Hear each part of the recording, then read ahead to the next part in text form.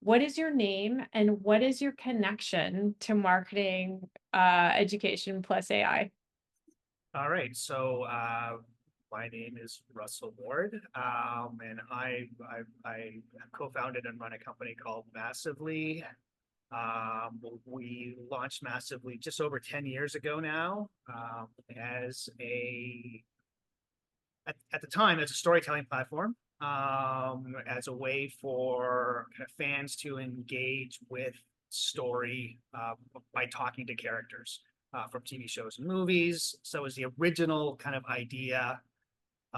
We quickly kind of realized that talking to characters is like talking to brands, and pivoted quickly, and kind of found ourselves, building a chatbot platform. Not necessarily what we set out to build, but that's ultimately what it became. And 10 years ago, we were one of a handful of companies doing it. And you know, my background is, as a marketer. Um, I grew up kind of in the entertainment space, but primarily as a marketer and as a kind of a creative person in that space. Um, the use case for me was around,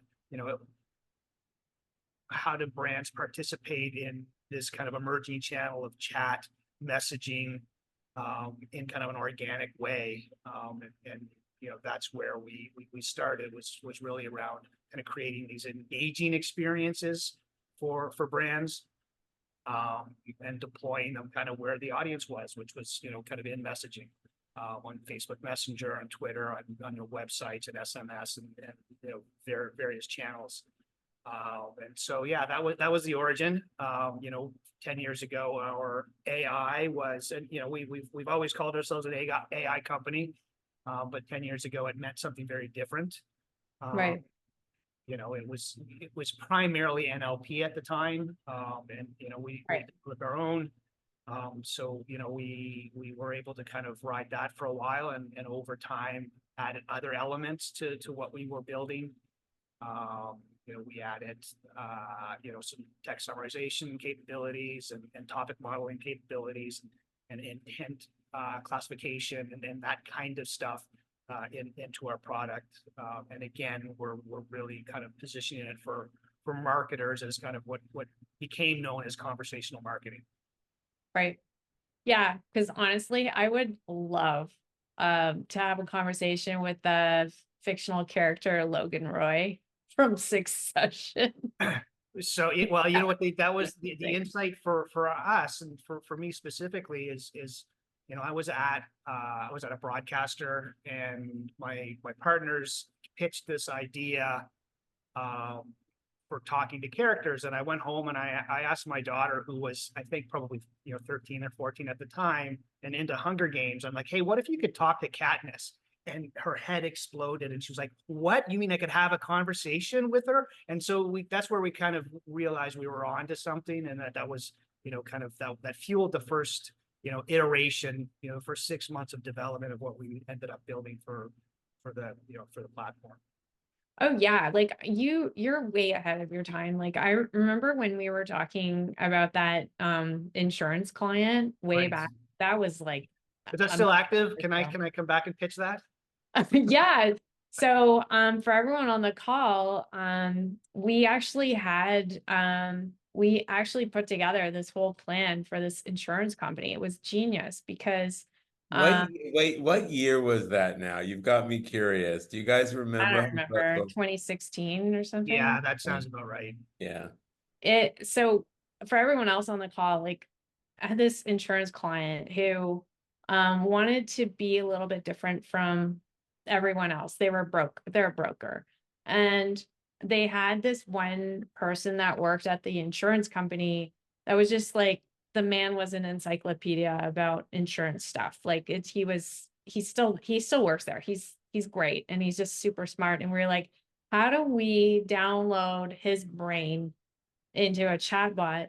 So even if he's not around, people can go to the website, interact with this chatbot, and get all the information that they need without him being around. And, unfortunately, it didn't happen because I think they understood the idea, but they didn't understand it. Do you know what I mean? And like, I know Keller Williams kind of was talking about doing a similar thing with their agents, where they were like, we're going to train we're going to train these programs to have your likeness and be able to actually answer people's information, questions, or, generate leads so that people feel like they're actually talking to you, the agent.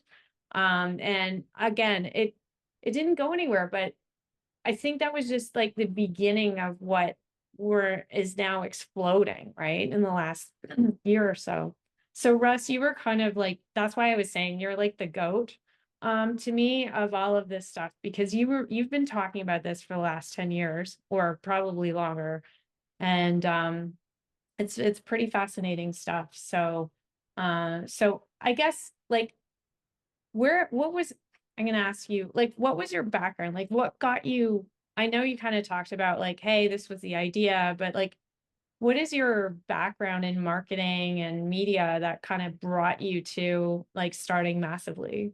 So I guess, going back, I did an undergrad and an MBA in marketing. I have worked in various capacities in my career, kind of on the, call it, the entertainment and media side. So, from famous players in CTV and Family Channel and Astral and Bell Media and Teletoon, that's kind of the progression of my career, in kind of, marketing roles, emotional roles. I guess, as part of that, inherited digital as a function. Again, I'm old enough to know when, digital wasn't, nobody really knew where it fit. And it's kind of an opportunity for anybody who wanted it to kind of pick it up. And so, I became kind of the digital guy in those organizations as well. And so, yeah, that's kind of the background on, the marketing side. And really, when I kind of think about what appealed to me about this current opportunity, again, it was that insight I talked about, around, kind of delivering kind of this idea of engaging people in a conversation. But it was really kind of developing these new channels for marketers, right? So, going back 10 years ago, there was, chat on websites didn't really exist, let alone kind of what was happening inside the messaging space.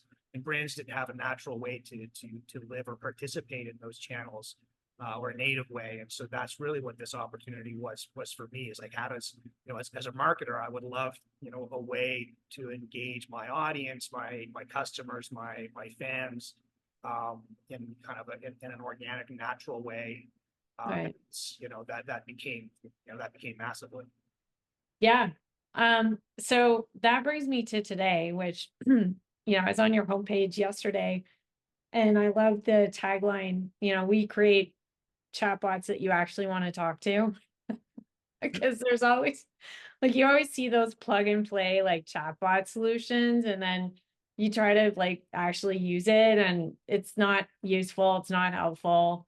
I guess from my point of view, like, I actually talked to a Rogers chatbot the other day and it was pretty decent. But like, from your, like, what at Massively, what are you building right now? And what are you guys doing today that, with your bots? Like, is there anything kind of interesting that maybe people don't really know about bots that you can share?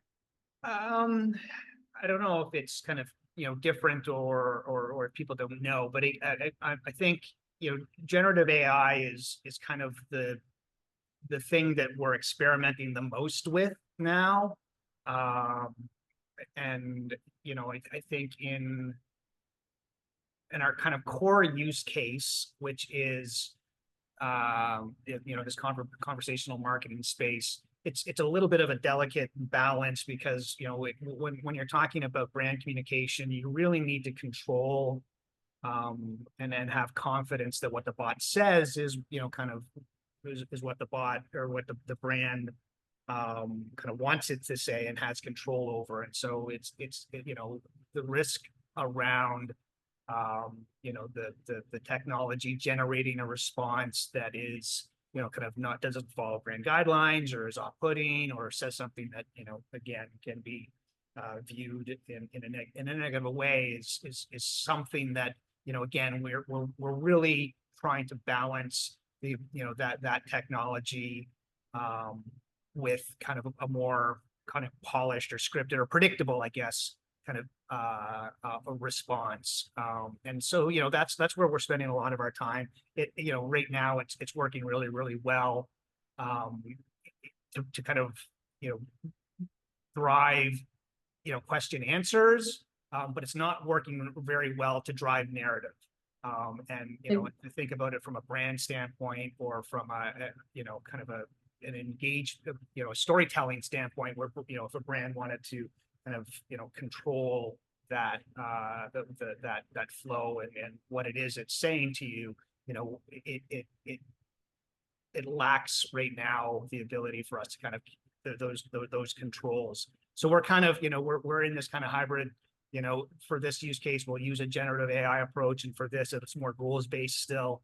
But it's delivering a narrative, it's delivering, you know, something that's very concrete and measurable and, you know, it tells the story and it delivers that layer. And so again, as an example, you know, we work a lot in the entertainment space and, you know, when we launch a movie, and as, you know, it goes back to our origin, you know, we're really building kind of, you know,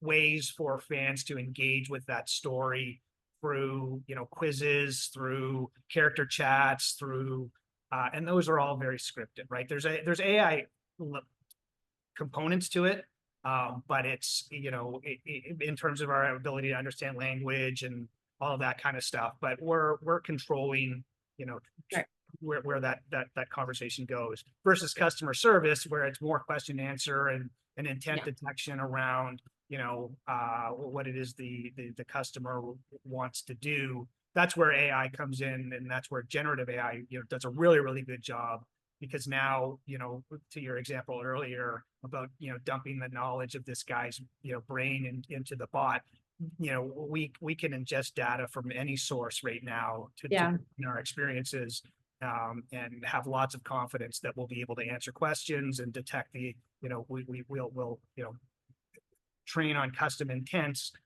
and be able to kind of direct that conversation wherever it needs to go. Yeah, because like lately I've been I've been really exploring like inside sales. So that whole gray area between like, you know, getting those marketing qualified leads and salespeople that are going into like closing those leads, like that whole gray area. I feel like bots can really help in that area to interact and almost like warm up a lead. Like I'm talking like B2B and things like that. But I guess the customer service piece, but also like the inside sales piece. Like I've been looking at that air.ai, which is hilarious. But like when you see the demos of people actually trying to train an air.ai bot, like it has some serious flaws. Right. Yeah. Again, I mean, I think the technology is still evolving. It's amazing, and where we've come in the last, you know, kind of 3 or 4 years on this kind of transformer architecture is still, you know, it's still early, and so, you know, we're developing, and it's getting better. And again, I mean, really, where the interesting work, you know, the hard work is happening on those kind of those foundational models. But there's a lot of interesting work happening at that, what we call the app layer, right? Where you're just kind of, how do you make this, how do you fine tune this for a specific use case? How do you, you know, make it work better, in terms of, you know, the either additional data that I want to train it on, or we need to train it on, that's domain specific or intent specific or whatever it is. And that's where, you know, for me anyway, that's where there's a lot of really interesting work, and the hard work is happening with those bigger companies who can afford to, you know, build out those large language models. So if I'm on Roger's chatbot and I'm chewing it out, which I like to do, can you actually train it so that it can understand that I'm angry, Of course. and it's like talking me from a cliff. Yeah. Yeah, no, I mean, again, that's one of the, basic intents, foundational intents that we've been able to detect from, from the beginning is frustration, right? So, and so again, those signals around language and, repeating yourself, all of those things that might lead to somebody getting frustrated. And ultimately, that bot should be able to detect that and hand you over to a real person, right? I mean, that's Right. what you want in that situation. The reality from a business standpoint is they just don't have enough human agents to handle that. So it's Right. not necessarily the bot's inability to detect that, or even the business's awareness or knowledge that they should be answering your frustration with a real person, but the business kind of, the realities don't meet those needs, and they just don't staff in that way. Right. Yeah. I'm Absolutely. not accusing Rogers of anything. It's just I think most companies are trying to find that balance around, this kind of automation allows us to, answer a lot of questions with less people, but we still need people, and finding the right balance is tricky. It is tricky for sure. I'm going to switch gears a little bit. So the next question is more on a personal level. So I wanted to share an example of, I was just talking to someone who's in the community, and we're actually going to be interviewing him in a few meet me's, but he was telling me the other day how he uses AI personally day to day. So he actually has a database of all of the ingredients in his kitchen. And then he asks AI to actually create recipes, and it's drawing from his database of whatever he has in the house. And I thought, okay, way too much work, but man, that's genius, because there's times where I don't have time to like grocery shop and, hey, just throw whatever's whatever's in my kitchen. So I guess my question is, how are you using AI in your like personal day to day, like with your family, or, like on trips? Like, how do you use it? Yeah, well, actually, I'll tell one kind of example that's kind of related. My wife and I were out to dinner, and we had an appetizer that we loved, and we just literally asked ChatGPT to create a recipe based on what was in this appetizer, right? So here's what the appetizer was. Give us a recipe so we could kind of go home and we almost, kind of backwards engineered this dish that we loved, and using it that way. So, that's one example. How do I use it personally? I've my kids are in school now, in university. One of them is doing a co-op, and so last night she's a, sort of applying for some of her co-ops. So we used it to help her, write a cover letter, right? Just, and again, it's not necessarily a cut and paste, but it gives ideas. Good start. Starting point, exactly. I've used it. Yeah, we were away for March break last week. And my brother-in-law has a kind of a landscaping business. So, I used it to write like blog posts for him when I was there, just for fun, just to show him kind of the power of it. And again, I'm not sure if he'll ever use them or not, but it was just, it's kind of an interesting kind of conversational starter where we're just sitting around dinner and talking about, kind of what it can do. So yeah, I don't know. It's present in a lot of different ways. Obviously, professionally, we use it a lot, but personally, it just kind of pops up in helpful ways where you're just looking for a shortcut, or kind of a way to get started. For sure. And like, I think with like a landscaping business, I find like, because it's such a regional business, you can actually prompt it to say what areas you're, working in, and then it can actually, spit out things that are more of that region. So, that's what I love about it. What do you fear most about the changes that AI is going to bring? Anything? Any fears? Oh, I mean, again, there's kind of the bigger picture fears, and then maybe the shorter term I would argue maybe solvable fears, but kind of that are somewhat problematic now.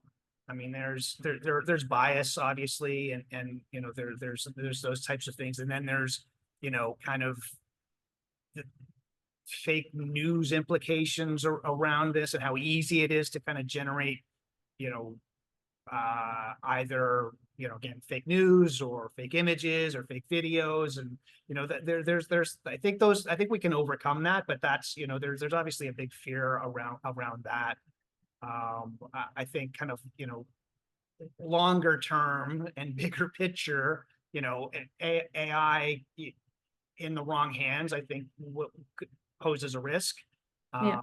And I think regulation is super important on those issues around weaponization, and those are kind of the bigger types of concerns that I would have, that again are way above my pay grade, but are something that I think as a as a technology will be and is a huge concern. Okay. And then this is an easy one. What do you hope AI can improve with our lives in the near future Um, relating to chatbots? that's an easy one, right? Can I have a chatbot just tell me what I'm doing? Well, like you know what? today? One of the things that again, going back 10 years when we started this, and the original vision was, and we are used to articulate it this way, was that people just want to ask, right? You just want to and that was the promise of conversational interfaces. Is you wouldn't need this kind of complex development layer or visual layer or whatever it is. You could just ask for it and get kind of what you needed.